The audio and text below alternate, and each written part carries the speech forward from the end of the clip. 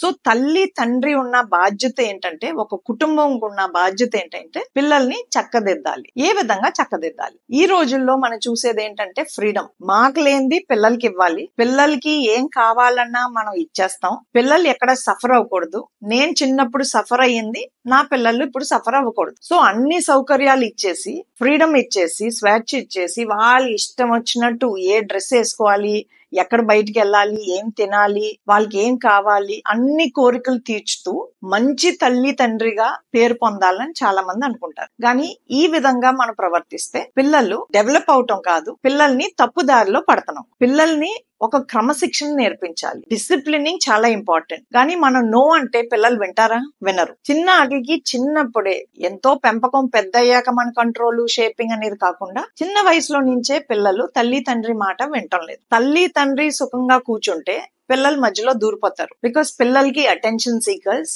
అందరూ వాళ్ళనే చూడాలి, వాళ్ళు స్పెషల్, వాళ్ళకి కావాల్సిందంతా ఎలా పొందాలో వాళ్ళకి బాగా తెలుసు.